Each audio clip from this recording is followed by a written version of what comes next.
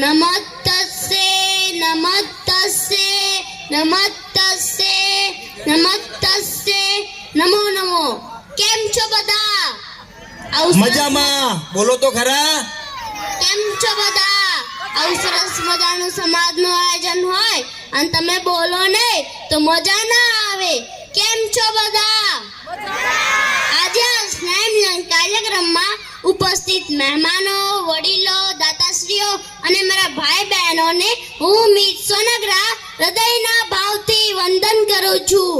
હું છું એક ગુમડું પાન. મારા નાના મોટે મોટી વાત ન થાય, છતાં પણ મારે આ સ્નેહ મિલન પ્રસંગે કંઈક કહેવું છે.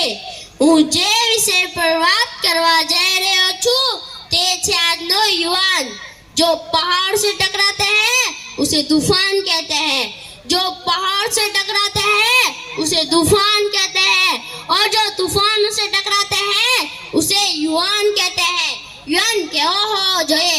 જેને સમગ્ર વિશ્વ એક પડકારરૂપ હોય, તે જે કામ હાથમાં લે તે પૂરું કરીને જંપે તેવો તેનો ઉત્સાહ હોય. ઉગતા સૂરજ જેવું લાટ ભર્યું તેજ ઝળહળતું હોય, પરંતુ શું આજના સમયમાં આપણને આવા યુવાન જોવા મળે છે ખરા? આજના યુવાનની વાત કર્યા પહેલા હું તમને ઇતિહાસના પાના ખોલીને એ યુવાન વિશે જણાવવા માંગુ છું કે જેને માતૃભૂમિ માટે પોતાના બલિદાન આપ્યા છે. યાદ કરો મહાભારતને એક એવો કિરદાર કે જે 182 વર્ષ જીવ્યો, વૃદ્ધ હોવા છતાં પણ તેને સદાયના માટે યુવાન કહેવામાં આવ્યો. હું વાત કરી રહ્યો છું ભીષ્મ પિતામહની, કારણ કે તે જેટલા વર્ષ જીવ્યા તે પોતાના કર્મ, ધર્મ, નિષ્ઠાથી જીવ્યા. આ છે યુવાન અને આનું નામ છે યુવાની. યાદ કરો મહારાણા પ્રતાપને, છત્રપતિ શિવાજીને, ઝાંસીની રાણી લક્ષ્મીબાઈને. તેને પોતાની પીઠ પર પોતાના પુત્રને બાંધી માતૃભૂમિની રક્ષા કરી હતી. આવી હોય છે યુવાની. હું તમને સ્વામી વિવેકાનંદની કિસ્સો જરૂરથી કહીશ. જ્યારે સ્વામી વિવેકાનંદ શિકાગોની પરિષદમાં હિન્દુ ધર્મનું નેતૃત્વ કરવા જાય છે ત્યારે તેમને એક અંગ્રેજ કહે છે, તમારે ગીતાજીમાં કેટલા નીચ સંસ્કાર છે કે તે સૌથી નીચે પડેલી છે. ત્યારે સ્વામી વિવેકાનંદ કહે છે, અમારે ગીતાજીમાં નીચ સંસ્કાર નથી, પણ તમારા જેટલા પણ ધર્મગ્રંથો છે તેના આધારે જ અમારી શ્રીમદ ભગવદ ગીતા છે, તેટલા માટે તે સૌથી નીચે પડેલી છે. આવી વીરતા, આવી શૌર્યતા, આવી સાહસિકતા સમાજ અને દેશ પ્રત્યેનો ગૌરવ હોય તો સ્વામી વિવેકાનંદ જેવું હોવું જોઈએ. જ્યારે આજના યુવાનો ભારતીય સંસ્કૃતિને સંસ્કાર ભૂલીને પશ્ચિમની સંસ્કૃતિ આગળ વધી રહ્યા છે.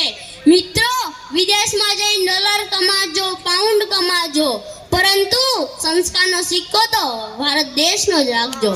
વિચાર તો કરો, અટલ બિહારી વાજપેયી કે જેને રાજસ્થાનના પોખરણમાં પરમાણુ પરીક્ષણ કરી અમેરિકાની આંખથી આંખ મિલાઈ અમેરિકાને જતાઈ દીધું.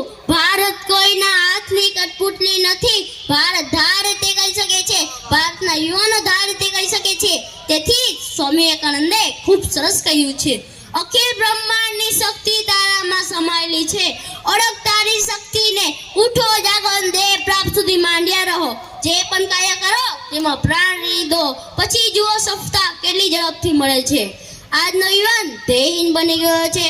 આજના મોંઘવારી, ભ્રષ્ટાચાર અને વ્યસનના યુગમાં તેની તાકાત ખતમ થઈ ગઈ છે. આશ્ચર્ય થશે કે સારા વિશ્વ ભારત દેશના યુવાનો સૌથી ટાઈમ પાસ મોબાઈલમાં કરે છે અને તેનો મૂલ્ય સમય બરબાદ કરી રહ્યા છે. આજના યુવાનો સાચું માર્ગદર્શન જ મળતું નથી. જો તેમને સાચી દિશા બતાવનાર મળી જાય તો તાકાત તો તેના અખૂટ ભંડાર છે. ફક્ત યુવાનો નવા કાઢે તે પણ યોગ્ય નથી. આજની માતાઓ જો જીવંતાન જીજા બની જાય કોઈ શંકા નથી આ પૃથ્વી પર મહારાણા પ્રતાપ ને શિવાજી જેવા વીર પુરુષ પેદા ના થાય. આજના સમયને યુવાન વ્યક્તિની ખૂબ જ જરૂર છે.